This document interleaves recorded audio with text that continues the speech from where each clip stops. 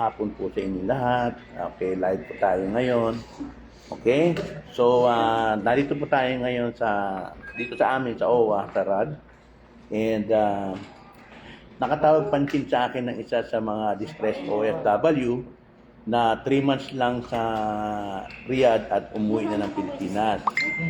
Okay? So, magandang hapon. Assalamualaikum sa lahat po ng mga OFWs. I hope na kayo po ay nasa mabuting kalagayan. Ito po, isang real talk po ito. Kasi alam niyo po, ang trabahong bahay po ay isa sa pinakamahirap na trabaho ng isang OFW. Kasi kayo po ay pupunta po ng Saudi or Qatar or Kuwait, kahit ang bansa, magtatrabaho po kayo sa bahay. Ang kasama niyo po buong araw po ay yung inyong employer sa loob po ng 2 taon na kontrata ninyo. Di po ba? Ngayon, alam po natin, katulad ko po na nakaka-receive po na napakaraming request for assistance, mga kaso ng iba't ibang mga minamolestya, na mga pinaabuso ng mga babae, ng ilang mga pasaway na mga amo, lalo na si Baba o mga kapatid. Ngayon, nakatawag pansin sa akin to si ate na 3 months pa lang at pinauwi na ng amo. For sure, hindi man siya magsabi, pero tinanong ko siya, yan. Pakita ko sa inyo, ha? Kayo na po humusga kung dapat ba siya magtrabaho sa bahay doon po sa Saudi. Ayan. Ayan po si ate. Nagtrabaho po bilang isang kasambahay sa Riyadh, sa Saudi Arabia, pero pinauwi ng employer. Alam niyo na kung bakit po. Tatanungin po natin siya. Ito ha, magsilbing paalala po namin ito sa OWA para po sa mga nagtatrabaho sa abroad. Kasi ang atin po, iniiwasan po natin na mapahamak po kayo. Paano po mapunta kayo sa mga pasaway na employers? Katulad po nito. Hindi po tourist ang visa niya. Siya po ay talagang trabaho po at talagang yan lang po yung kanyang gagawin po. Magtrabaho bilang isang kasambahay. Okay? So, ngayon po, ano ba naman ito? Okay, dali lang. Okay. So, tingnan po ninyo si ate. Ate, lapit ka ng konti sa akin. Trabaho niya sa bahay. Ano sa tingin niyo po ang pwedeng mangyari sa kanya? Oh, ayan. Tingnan niyo po. At ate, taga saan ka? Jensen po. Taga Jensen. Ilang taong ka na? 25. 25. First time mo mag-abroad? First time. First time mo, hindi ka ba natakot na ganyan ang itsura mo? Pupunta ka ng Saudi, magtrabaho ka sa bahay? Oo. Ilang buwan ka lang sa amo mo? 2 months and 18 days. 2 months and 18 days. Tapos pinauwi ka na ng amo mo. Lagi kang inaaway. Na seselos siguro yung amo mo siguro sa iyo. Ano ang mga experiences mo doon? Buti wala pa nangyayari sa iyo. Pero meron ka na ba nararamdaman? Oo, kasi yung tatay lapit ng lapit, tapos pumupunta sa kusina, kahit lumalabas ako, sumusunod din naman. Tapos, yung sabi niya, punta tayo magpalaro ng bata. Pagdating doon sa palaruan, yung mga bata, may bumabantay pala. Tapos, dinadala niya ako, sabi niya, balik ka, punta tayo doon. Ganon. Di pala ako magbabantay ng bata, sinasabay niya ako kung saan siya. Oh, nakita mo? Ate, tayo ka nga ate. Tayo ka nga ate, tayo ka. Nakita ninyo si ate. O, ayan o. Nagkatrabaho sa bahay. Diyos ko. Nakatawag pansin po sa akin ito si ate. Ate, ako'y nagtatakot para sa iyo.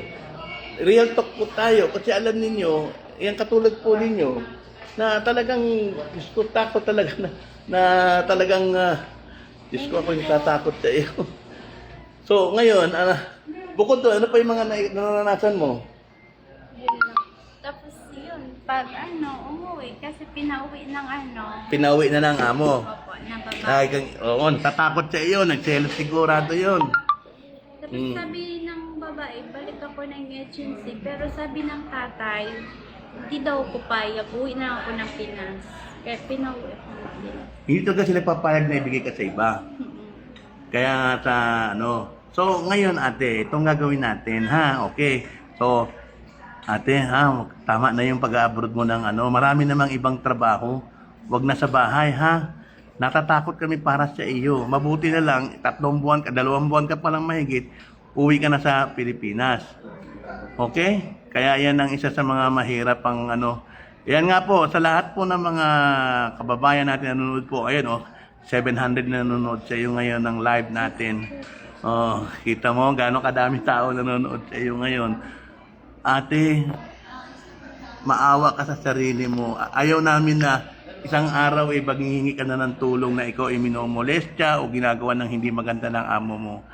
Natatakot kami para sa iyo. Tama lang na nakauwi ka na sa Pilipinas at first time. Maraming trabaho na pwede mong gawin para ikaw ay maka-abroad uli. Pero never na. Ano bang tinapos mo, Iha? Senior high school. Senior high school ka. Huwag ka mag-alala. Kahit senior high school ka, sigurado ka naman may talent ka naman, may skill ka naman, di ba? So, ganyan. Oy, grabe naman si ate, bawal mag-diet yung maganda, haha, kami ng pangit. Huwag naman ganun ate. Kaya lang, sinasabi ko lang sa inyo kasi itong mga ganitong mga itsura, pagkatrabahuhin mo sa bahay, Diyos ko nakakatakot. Di ba? Wala naman ako sinabing yung pangit hindi magtatrabaho. Wala naman ganoon. Kayo talaga. Kaya lang, mahirapan lang tayo kasi si ate kasi may apil no? Ano ang apil niya eh? Oh, kailan ka dumating? Kanina? Kanina. So, ano naiwanan mo na yung ano mo, arrival stamp mo? Pinakuha na. Papanin ng ano. So, ayan lang. So, ayan po. So, sa mga kababayan ko, ayan, 700 na yung nanonood sa live sa iyo. Sa lahat po ng mga nagtatrabaho, mga kababayan ko po, kung kayo po ay may ganitong itsura po at gusto nyong magtrabaho bilang kasambahay sa Saudi o sa Kuwait o kahit saan, Diyos ko po, pag-isipan po ninyo ng maraming beses. Hindi po pwede itong ganito kasi nakakatakot po. Oo. Meron diyang pauwi na nakakaputer papuntang Cavite. Oo. Eh kaso matagal siyang ulandang, matagal ang meron. Dito lang ko din natin. Oo. Naninilisip na lang ako. Magkano? Sige. Oh. Pamasay papuntang Cavite. Meron na ako na siya. 100 na ilagay mo niya. 100 mo. Maraming. Thank you sir. Okay, sige. Welcome. Ay, hindi nakalimutan dito siya. So, ayan po, ha? Sa lahat po ng mga kababayan po natin, Diyos ko, ako po ay nakikiusap po sa inyo. Wala naman, no offense sa iba, pero pag ganito po, real talk lang po tayo. Pag ganito po itsura nyo, pakiusap po, wag na po kayo mag-abroad. Parang awa nyo na. Ate, okay ka na ha? Uwi ka na ha? Wag na mag-abroad ng trabaho sa bahay ha? May stress ang madam mo sa iyo. Ha, ate? Oo, imbis na ano ka ng madam, ang madam mo Diyos ko, dito mo, sinusundan ka na ng amo mo, di ayak pala lumabas. Hindi lang sa may apel eh. Maganda pa rin ang ano niya eh. O, sige na lang, ate, handali lang.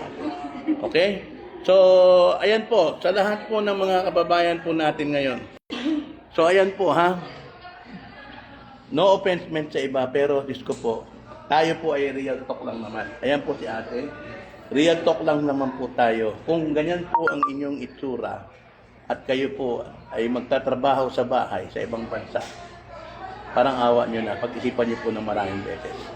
Ate, oh. Bye-bye. Magsalita ka ng ano, ng probinsya mo. Anong probinsya ka? Saya. Bisaya. Sige, Bisaya ka. Ang sama ko eh. Sige, mag-istoryahe ka. Bati ka lang sa mga tao para marinig nila yung boses mo. Mayong to sa iyong tanan. Oh, yan. Sige. Okay. Ayun na po. Ito po si Kabong. Ito may 1,000 nanonood sa iyo, ate. Okay. So, isang magandang hapon po sa inyo lahat at maraming salamat po sa inyong suporta. At please, ulitin po ha. Ate ha, ingat ha. Okay, God bless.